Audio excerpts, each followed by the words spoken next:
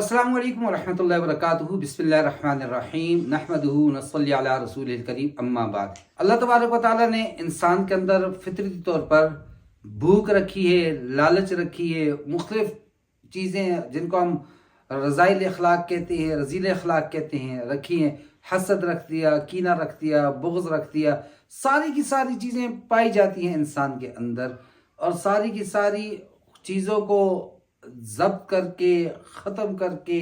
اللہ تبارک و تعالیٰ کی طرف رجوع کرنا، یہی وہ ایک چیز ہے جو انسان کو فرشتوں سے بھی اوپر مقام تک پہنچا دیتی ہے۔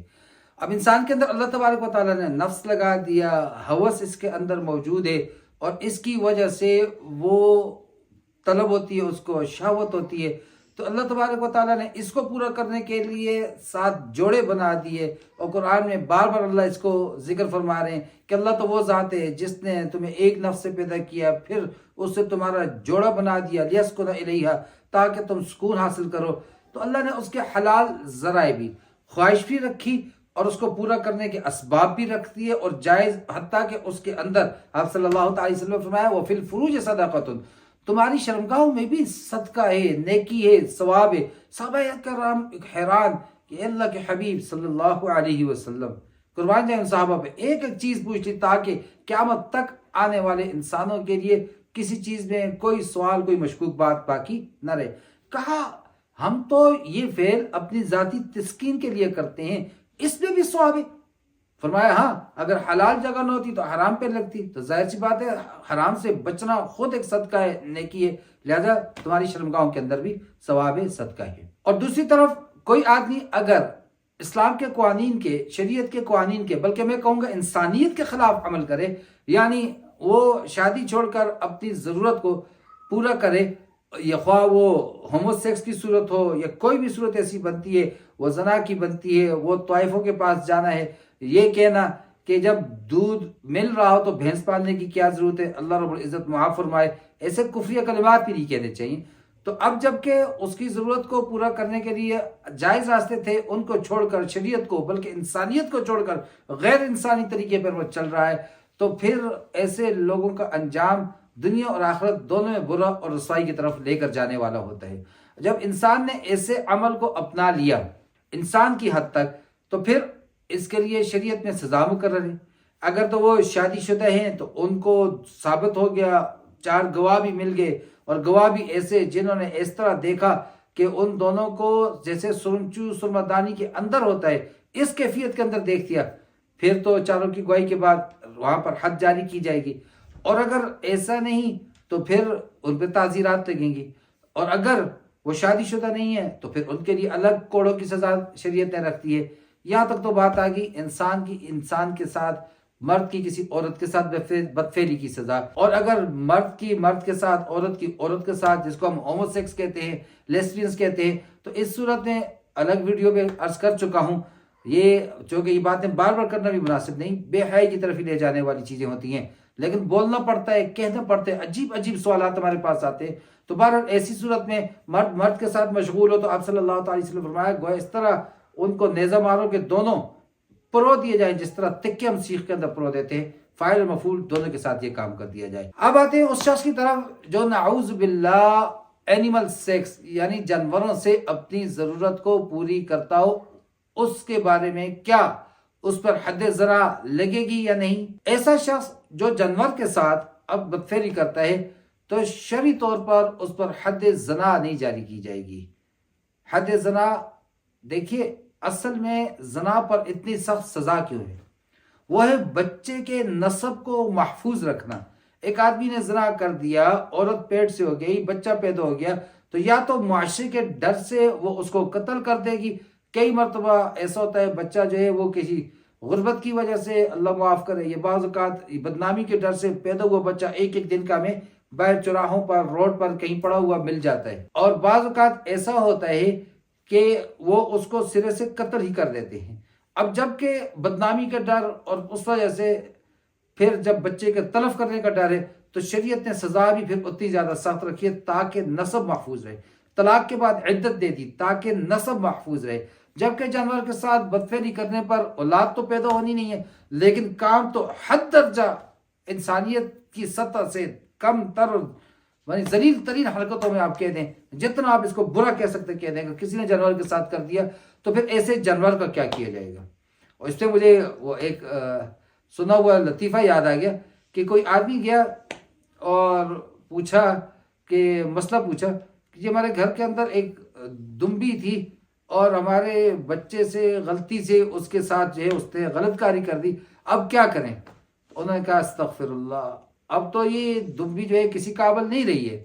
اب آپ اس کو بیچ بھی نہیں سکتے ہو، کھا بھی نہیں سکتے ہو۔ اب اس کو مزید ڈرا دیا، اب وہ شخص بڑا پریشان ہوا، چلا گیا کہ بیٹھے بٹھائے اپنا نقصان کر بیٹھا۔ ایک 10-12 دن کے بعد وہیں سے اس آدمی کا گزر ہوا تو مولوی صاحب نے بلایا، پوچھا ادھر آ جاؤ، وہ کیا کیا تم نے اس دمبی کا؟ تو کہنے لگا ہم نے تو بس اسی کام کے لیے رکھ دیا۔ تو اب کوئی اسی جانور کے ساتھ کوئی ایسی زیادتی کر جائے، کوئی زنا کر جائے، کوئی بدکاری کر جائے، جناب اس کو نہیں کہوں گا، بدکاری کر جائے، بدفعلی کر جائے، تو کیا کیا جائے گا؟ امام اعظم ابو حنیفہ رحمہ اللہ فرماتے ہیں کہ وہ جانور پھر 2 قسم کے ہوتے ہیں، ایک وہ ہوتا ہے جو معقول اللحم ہوتا ہے جس کا گوشت ہم کھاتے ہیں، اور ایک وہ ہوتا ہے جو غیر معقول اللحم ہوتا ہے۔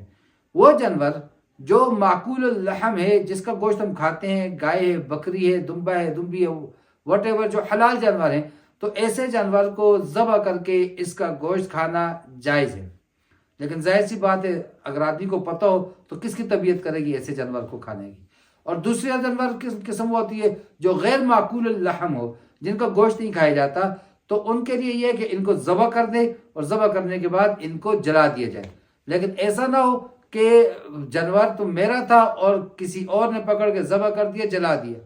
میرا کام ہے میں اس کو ذبح کروں اور ذبح کرنے کے بعد جلا دوں، اور اگر جانور میرا نہیں ہے کسی اور کا ہے تو پھر اس کو خرید کر پھر اس کو ذبح کر کے اور اس کو جلا دیا جائے۔ تو خلاصہ کلام، ہر وہ شخص جو نعوذ باللہ ایسی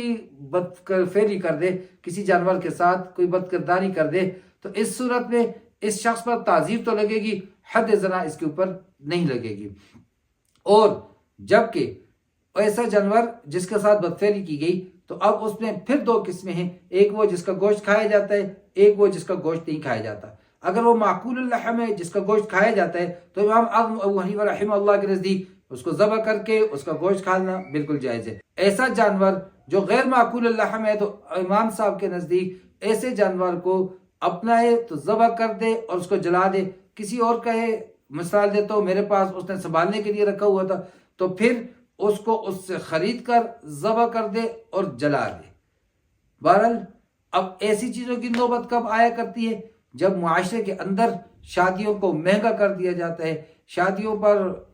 مردوں کی طرف سے جو ہے اس جہیز میں تے ہونڈا ہی لینا ہے، ایسی شرائط آ جاتی ہے۔ عورتوں کی طرف سے جی جب تک، اور لڑکی والوں کی طرف سے کہ مہر میں آپ نے 1 کمرہ 2 کمرے مکان لکھ کر نہ دیا، ہم شادی کر کے نہیں دیں گے بچی کو۔ جب ایسی صورتحال آ جاتی ہیں، نکاحوں کو مہنگا کر دیا جاتا ہے، مہروں کو بڑھا دیا جاتا ہے، تو پھر ہر ایک کی وسعت اور طاقت نہیں رہتی۔ حالانکہ شریعت نے بتا دیا طاقت ہے تو نکاح کرو، نہیں طاقت تو اس صورت میں روزے رکھو، کہ روزہ یہ شہوات کو توڑنے والی چیز ہے۔ اور اگر ایسا نہ کیا تو ظاہر سی بات ہے کہیں نہ کہیں کسی نہ کسی طرح ضرورت تو اللہ نے انسان کے اندر رکھی ہے۔ اس لیے تو کہتے ہیں در جوانی توبہ کردن 6 پیغمبری است، کہ جوانی کے اندر عبادت کرنا، رب کو راضی کرنا، یہ تو انبیاء علیہ السلام کی سنت میں سے آتا ہے کہ وہ جوانیوں میں بھی گناہوں سے پاک ہوتے ہیں۔ تو ہر آدمی پہ جوانی آتی ہے، جوانی پھر دیوانی ہے، دل تو بچہ ہے، دل تو پاگل ہے، یہ تو انسان کو حیوان بنا دیتا ہے۔ تو پھر اس صورت میں اس کی حیوانیت کی تسکین کے لیے شادی ہے، اگر نہیں کروائیں گے تو پھر معصوم بچوں کے ساتھ بھی غلط کاری ہوگی، جانوروں کے ساتھ، جس کی جہاں تک پہنچے وہاں تک وہ غلط کاری کرے گا۔ اللہ رب العزت مجھے اور آپ کو ہر قسم کی بدفعلی بدکاری سے محفوظ فرمائے۔ اللہ تبارک و تعالی ہمیں صراط مستقیم پر چلنے کی توفیق عطا فرمائے۔ کمنٹ باکس حاضر ہے، ہر ویڈیو دیکھنے کے بعد ضرور بتایا کریں کہ آپ نے کچھ سیکھا یا نہیں، یا آئندہ زندگی میں کسی غلط کاری سے توبہ کی یا نہیں کی، پچھلیوں پر ندامت کی وجہ سے اللہ تبارک و تعالیٰ سے معافی مانگی یا نہیں مانگی، کسی کا حق ضبط کیا تھا واپس کیا یا نہیں کیا، اور نیا کوئی موضوع، کوئی ٹاپک، کوئی چیز جو آپ کے ساتھ درپیش ہوتی ہے اور آپ اس کو پوچھتے ہوئے ہچکچاتے ہیں، آ جائیے، کمنٹ باکس حاضر ہے انشاءاللہ۔ تو آپ کو شریعت مطہرہ کے اندر سے اس سوال کا جواب تلاش کر کے دیا جائے گا۔ اللہ تبارک و تعالیٰ آپ سب کو سمجھ اور عمل کی توفیق عطا فرمائے۔ وما علینا الا البلاغ۔ السلام علیکم ورحمۃ اللہ وبرکاتہ۔